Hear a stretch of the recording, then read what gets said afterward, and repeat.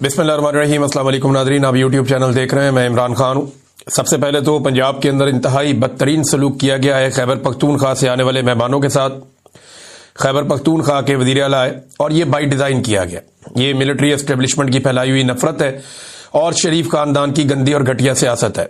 शरीफ खानदान ने हमेशा यही किया है। शहबाज शरीफ साहब ने भी जाग पंजाबी जाग का नारा लगाया था और ये पंजाब को दूसरे सूबों से अलग करने की इन्होंने कोशिश की थी। नवाज शरीफ ने हमेशा इसी तरह की घटिया सियासत की है और पंजाब को इस्तेमाल करते रहे हैं।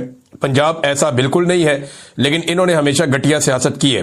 अब खैबर पख्तूनख्वा से मेहमान आए, सबसे पहले तो आप ये देखें कि पंजाब हुकूमत की जानिब से जिस किस्म के ये बैनर्स बनाए गए और जिस किस्म के पोस्टर बनाए गए और हुकूमती सतह के ऊपर उनको छापा गया, उनके अंदर बाकायदा जो खैबर पख्तूनख्वा की हुकूमत है या वहां के जो वजीर आला है उन्हें ड्रग माफिया करार दिया गया और ये ऑफिशियल चैनल है उनका, पंजाब गवर्नमेंट का, और उसके ऊपर ड्रग माफिया करार दे रहे हैं। पंजाब की इंफॉर्मेशन मिनिस्टर जो है वो उनको ड्रग माफिया करार दे रही है और मंशियात लाने वाला करार दे रही है।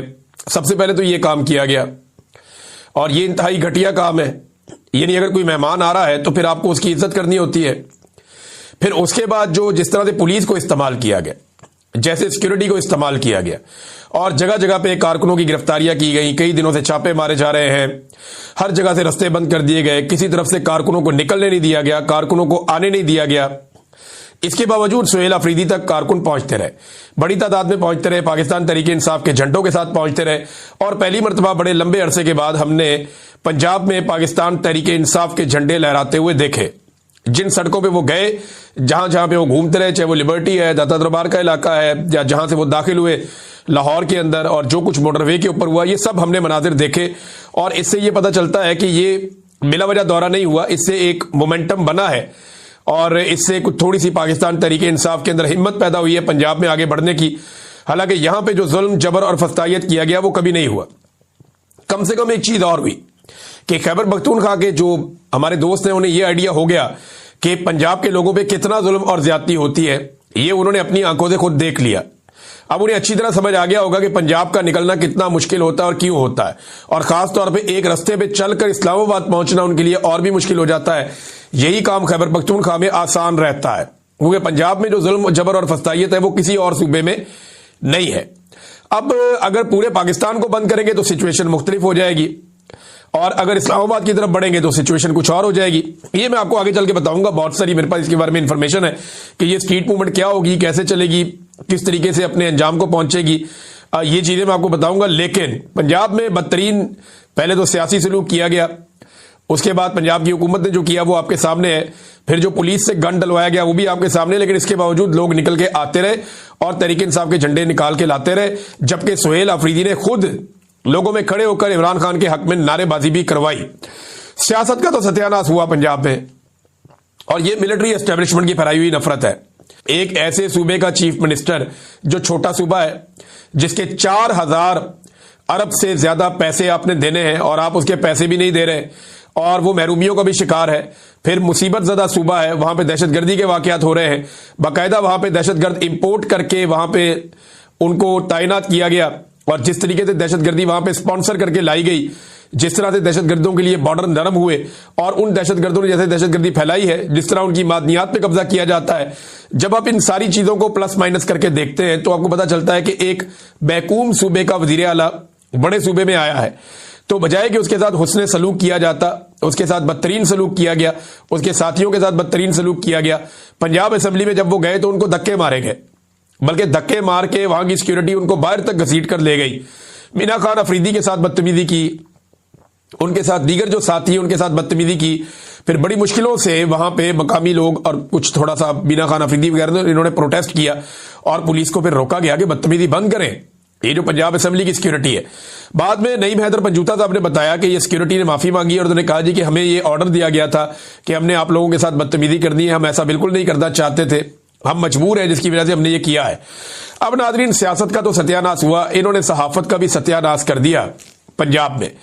पंजाब असेंबली के अंदर जब ये पता चला कि सुहेल अफरीदी साहब को यहां पे बात करनी है, क्योंकि पंजाब असेंबली के अंदर वो आए, उन्होंने अरकान असेंबली से मुलाकात की और वहां बड़ी खुलकर बातें हुई, तो उसके बाद एक प्रेस ब्रीफिंग रख ली गई।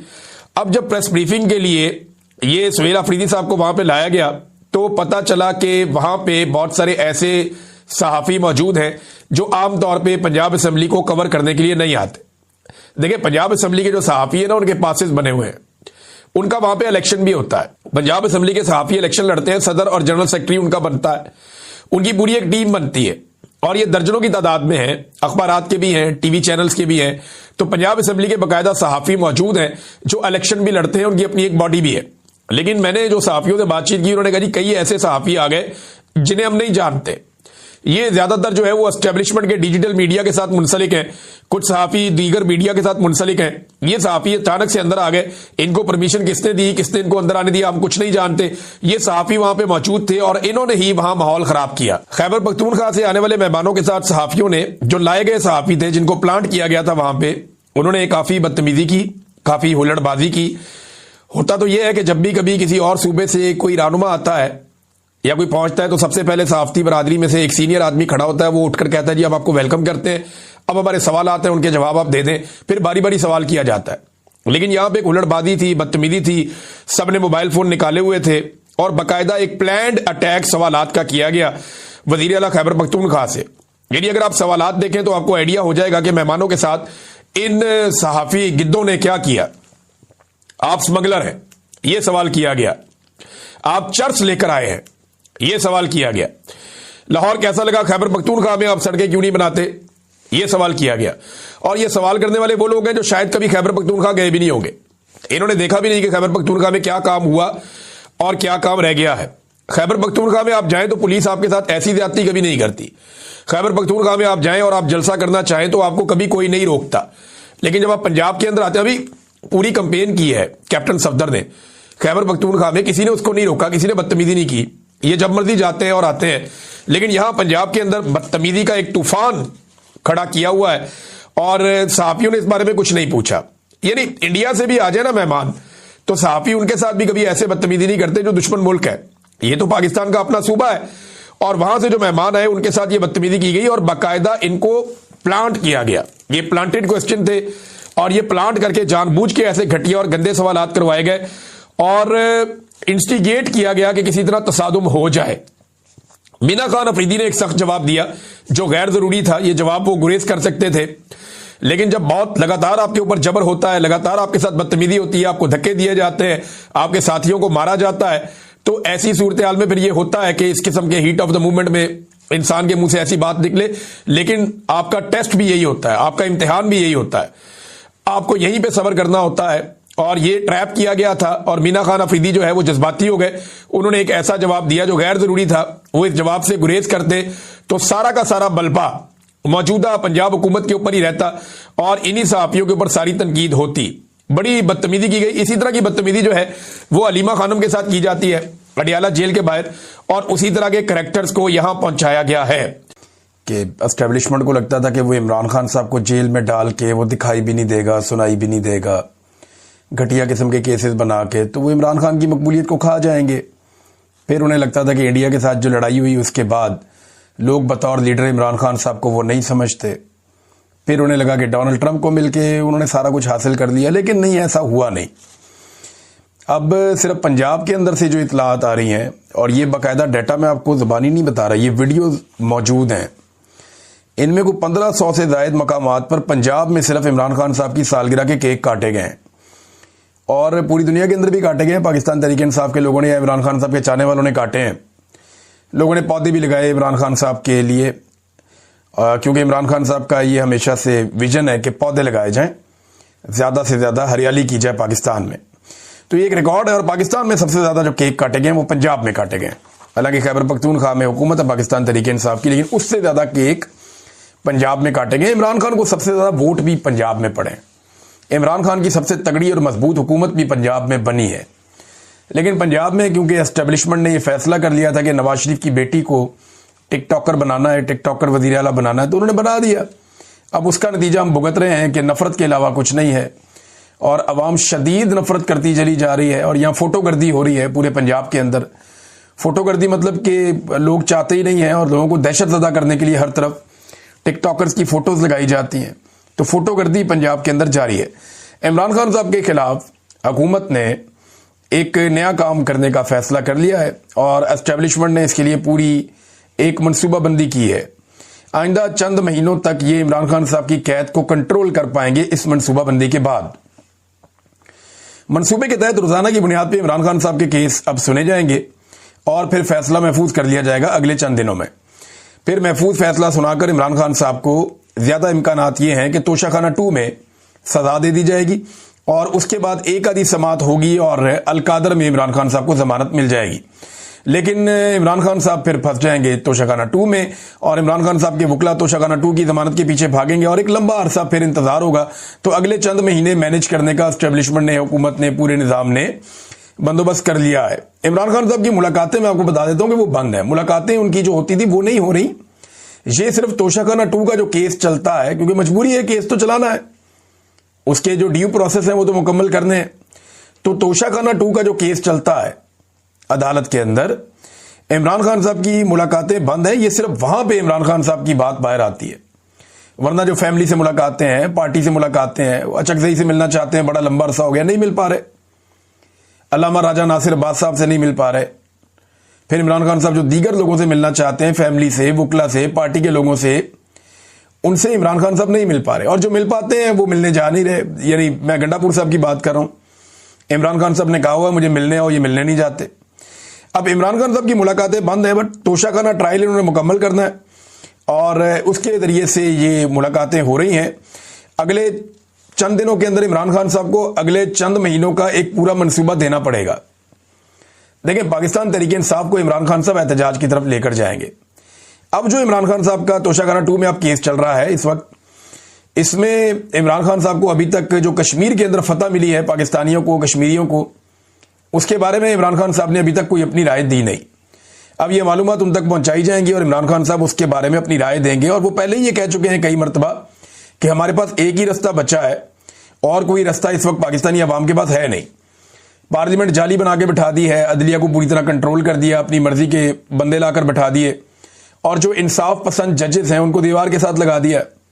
लिहाजा इंसाफ मिलने की कौम को कोई तवक्को नहीं है। एक ही रास्ता है कि सड़कों के ऊपर आकर वो इंसाफ मांगे और इस निजाम से और एस्टेब्लिशमेंट से ब्लैकमेल होना बंद कर दें। अब यही एक रास्ता है। इसके ऊपर इमरान खान साहब क्या मौक़िफ़ देते हैं ये तो आपको पता चल जाएगा अभी।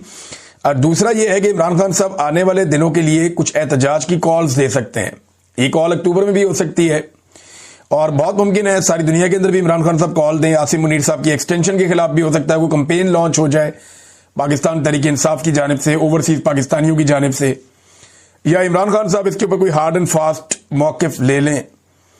नाज़रीन, 24 या 26 नवंबर की कॉल भी इमरान खान साहब की जानिब से दी जा सकती है और ये बड़ी तगड़ी कॉल हो सकती है, क्योंकि 26 नवंबर को इस्लामाबाद में कत्लेआम हुआ था। स्नाइपर राइफल्स के जरिए से इस्लामाबाद डी चौक के नजदीक छतों पे बैठे हुए स्नाइपर्स ने, जो सिक्योरिटी फोर्सेस से उनका ताल्लुक था, उन्होंने चुन चुन के लोगों को गोलियां मारी थी और कई लोगों को गोलियां लगी थी। कुछ लोग शहीद हो गए थे, बहुत सारे लोग जख्मी हो गए थे। गंडापुर साहब निकल लिए थे और पाकिस्तान तहरीक इंसाफ के बाकी लोग भी निकल लिए थे। जो लीडरशिप थी, आवाम अपनी मदद आपके तहत अस्पतालों में जा रही थी और अस्पतालों से लोगों को उठा उठाकर गिरफ्तार किया जा रहा था। लगभग 4-5 हजार बंदा वहां से गिरफ्तार भी कर लिया गया था। उसके बाद भी गिरफ्तारियों का सिलसिला जारी रहा था। तो ये एक बड़ा जुल्म और जबर का एक माहौल बनाया गया था। 26 नवंबर 2000, ये 24 से शुरू हो गया था, 24, 25, 26 और 27 तक तकरीबन ये चला था। बड़ा जुल्म किया गया था पाकिस्तानियों के ऊपर। इमरान खान साहब इस दिन के हवाले से भी एक कॉल दे सकते हैं। तो अब ये देखते हैं कि इमरान खान साहब क्या कॉल देते हैं, किस नौयत की कॉल देते हैं और उसका रद्द अमल और रिएक्शन क्या आता है। नाज़रीन, डोनाल्ड ट्रंप से जिस किस्म की उम्मीदें और खुशियां मिल रही थी पाकिस्तान की मिलिट्री एस्टेब्लिशमेंट को और वजीर आजम को, जो ट्रंप ने पाकिस्तानी फील्ड मार्शल और वजीर आजम की तारीफों का एक तांता बांधा हुआ था और बार बार तारीफ करते थे हर जगह पे, उसको एक ब्रेक लग गई है। और गुज़िश्ता चंद जो डोनाल्ड ट्रंप की जानिब से चीजें आई हैं उनमें फील्ड मार्शल और वजीर आजम पाकिस्तान का नाम नहीं है। उन्होंने बाकियों का नाम भी लिया किसी जगह पे, लेकिन इनका जिस तरीके से शद और मद के साथ तस्करा किया जाता था वो तस्करा अब नहीं हो रहा। इसकी वजह क्या है? देखें, एक तो इसहाक डार का जो असेंबली में दिया हुआ बयान है वो गले पड़ गया है एस्टेब्लिशमेंट के और हुकूमत के। अब डोनाल्ड ट्रंप को ये वहां जाके राजी करके आए, उसके साथ कोई और बातें करके आए, यहां पाकिस्तान आकर इन्होंने कोई और बातें कर दी और अब डोनाल्ड ट्रंप की जो हालिया स्टेटमेंट्स हैं उनके अंदर कोई थोड़ा सा मुझे फर्क नजर आया। हो सकता है आने वाले वक्त में वापस ठीक हो जाए मामला।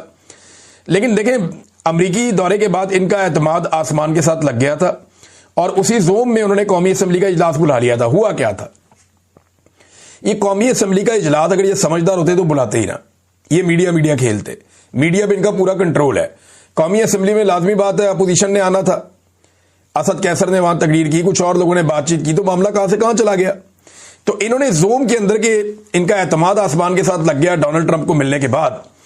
ये खुद को भी कोई बड़ी बला समझना शुरू हो गए थे। तो इन्होंने कौमी असम्बली का इजलास बुलवा लिया और पार्लियामान के अंदर वो कुछ हो गया जो ये सोच भी नहीं सकते थे। अब इनके बुरे वक्त का आगाज कैसे हुए, देखें इन्होंने दौरा तो ठीक किया, ये यहां से गए सऊदी अरब, वहां पे इन्होंने दिफाई मुआहदा किया, उसके बाद ये यूरोप चले गए, यूरोप के बाद ये बरतानिया चले गए, वहां से ये अमेरिका चले गए, बरतानिया में भी ओवरसीज पाकिस्तानियों को बुला के इन्होंने कोई अपना गेम किया। तो इनका काम तो ठीक चल रहा था। इनका बुरा वक्त शुरू होता है जब अचानक से, यानी पहली बुरी चीज क्या हुई, ये 10-12 चीजें इनके साथ ऐसी हुई हैं जिसमें ये फंस गए हैं। वो चीजें मैं आपके सामने रख देता हूं, हुकूमत जब खुद भी एनालिसिस करेगी तो इन्हीं चीजों की वजह से इनकी बर्बादी आई है गुज़िश्ता 2-2.5 हफ्ते के अंदर। सबसे पहले यह है कि खातून शमा जुनेजो साहिबा ख्वाजा आसिफ साहब के